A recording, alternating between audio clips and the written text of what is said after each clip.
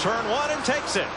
Ricky Rudd in that 28 Texaco Howland car. He wants to fall and take the position away from Mark Martin. Martin's got to get back in line. Yeah, he lost momentum off turn 2, and it's going to open the door for a whole bunch of people to go by him. In the first 7 races this year, Rusty Wallace didn't lead a lap, but in the last 4, he's led them all and has a win. Guys are trying to make that outside. Park is stuck up on the outside, and guys are going to work that outside line as quickly as they can.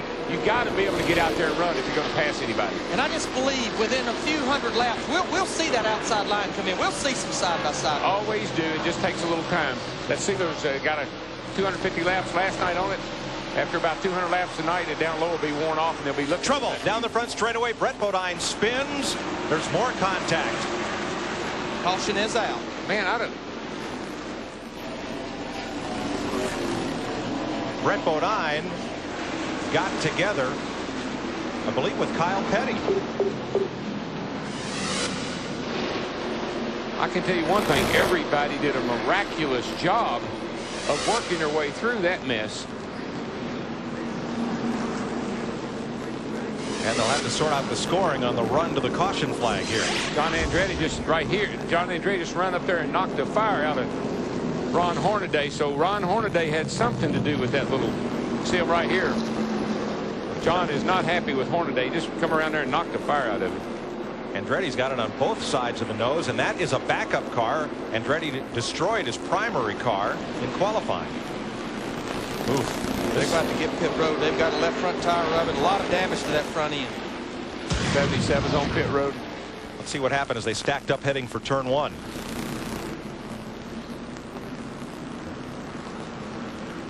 That's Bodine around after contact with Kyle. Oof. Kyle Petty in the 45 car. He spun right down into Presley. Forced Presley into that inside retaining wall on the inside going into turn 1.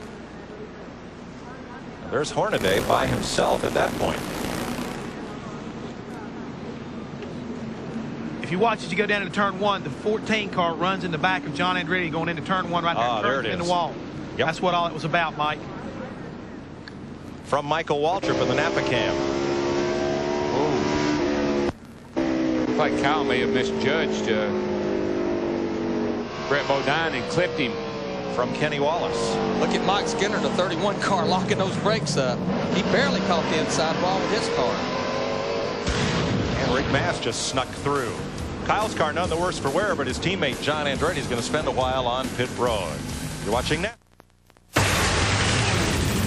NASCAR Racing on TSN is brought to you in part by Castrol GTX. Drive hard.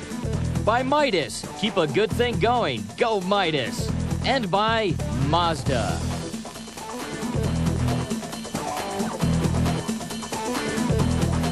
If you think stress is tough on you, consider your engine.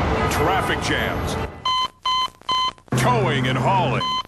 Even idling can lead to damaging wear. That's why Castrol introduced Syntec Blend, the only synthetic blend that combines Castrol conventional oil and Syntec molecular components for greater protection than conventional oil in severe driving conditions. Because too much stress can be fatal. Castrol Syntec Blend, added protection for severe driving conditions. It's not just a new sign. It's a promise, a guarantee. It's a new Midas. You'll know it when you first drive in. You'll appreciate it for as long as you own your car. Expanded new services, a new lineup of genuine Midas parts, and a lifetime guarantee coast to coast. Even if the part wears out. We're more than mufflers. We're a new way to keep a good thing going.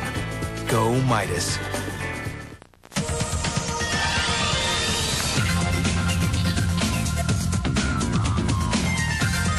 It's Mazda's Spring Breakthrough event with breakthrough savings on every new Mazda.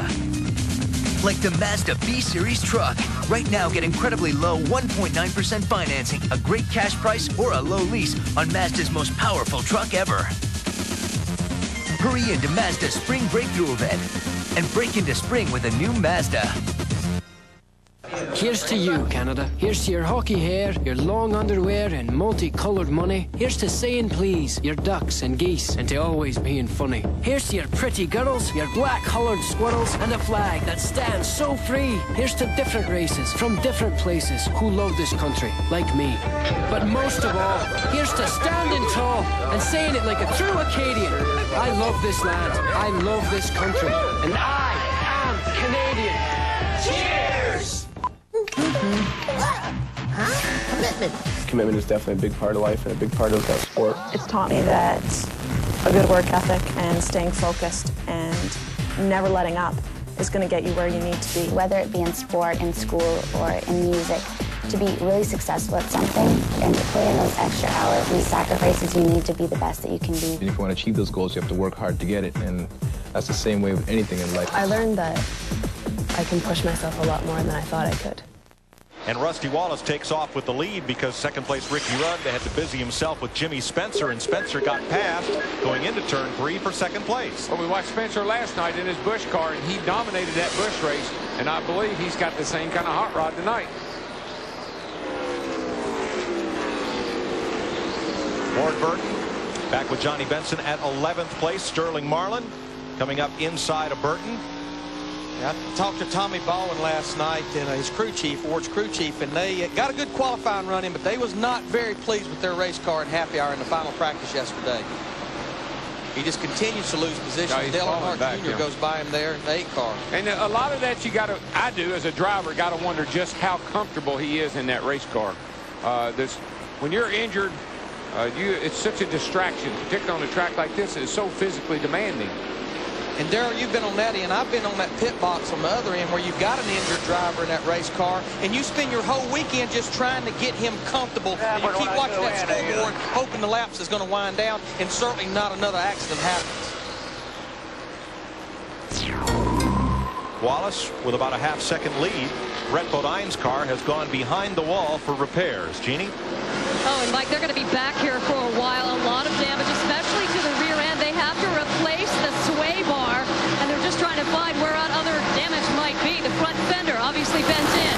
They will have to take the hood off. As you can see, they're trying to see what else is going on there. The crew chief, Mike Hellman, says, we got a lot of work to do. We're going to be working here for a stretch to try to get them back out there, but they think they can. Overflow on Jerry Nadeau. This is also a backup car as he had a crash in practice and then spun in qualifying. Yeah, he's coming to pit road, dude. He's got a big problem. There's enough water there that I would be a little concerned about that, but of course water evaporates very quickly on this hot track with the cars running over, so it shouldn't cause anybody a major problem. And Darrell, he don't look like he has any front end damage that would have caused blockage on the radiator. This early in the race, he must have a cracked cylinder head or something. I think that's mechanical. Spencer not allowing Wallace to increase that lead. It's pretty stable. No, he's getting closing away. down. Spencer's closing down on him some. Two of them are getting away from Ricky Rudd and the rest of the pack. Jimmy Spencer last night in that Busch Grand National race just wore the field out. I talked to Donnie Wingo, used a lot of the setup. He said, Larry, these two race cars, the Winston Cup car here tonight, the car from last night that Jimmy won with, set up very similar. And we're seeing that more and more, Darrell, especially with the horsepower being real close to the same. Man, look at that brake rotor. That's about 1,300 degrees. Now, if we were running in the day, this is another one of those things we couldn't see if we were running in the day, but here at night, you can see that so clearly. It glows all the way around the racetrack, but see how the glow goes down here on the straightaway? Now watch as he goes off into turn 1. Boy, it becomes real bright. And those things will take that. They'll withstand that kind of heat. The pads are so hard, so big, that it really heats up that rotor. Calling the 12 on the inside, Jeremy Mayfield has really moved up from his 35th starting spot.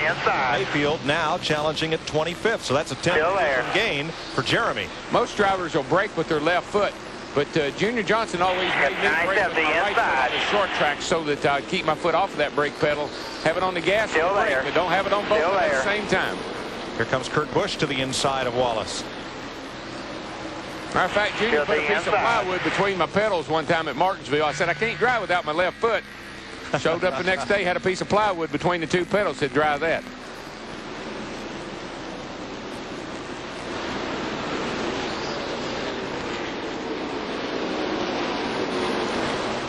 Dropping back is Kevin LePage in the Morgan McClure Chevy number 4.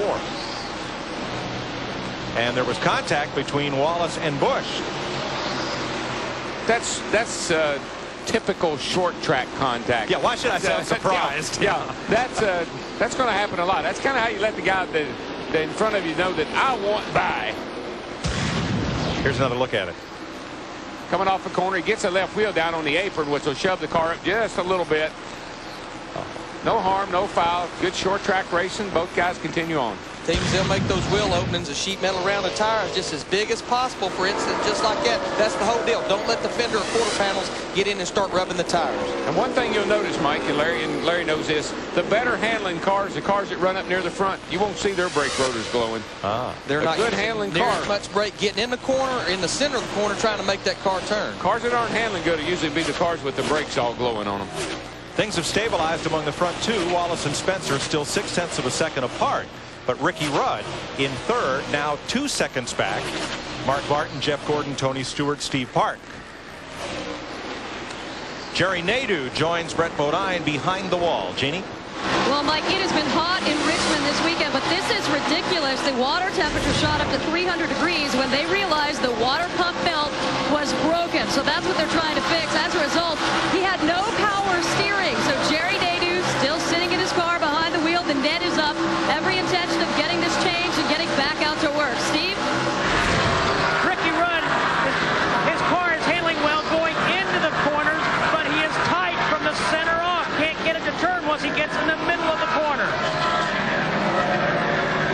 That's kind of typical Richmond's. That's what you fight all night long here. You'll be a little loose in, a little tight off, won't cut through the center. But now is when the driver needs to be telling the crew chief all these things so that you can start thinking about what to do to the car when the car comes in the pit.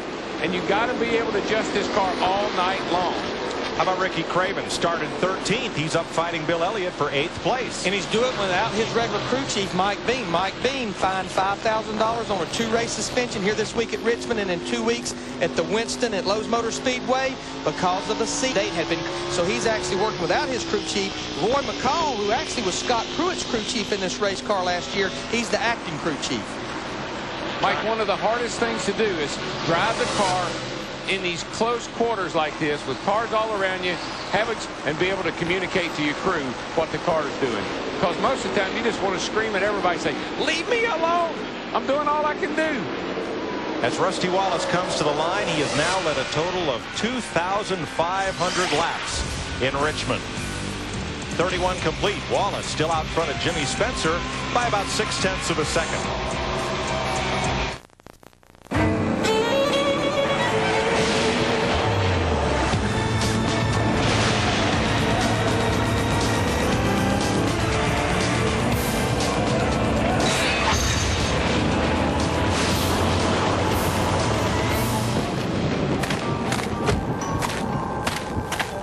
Once a driver,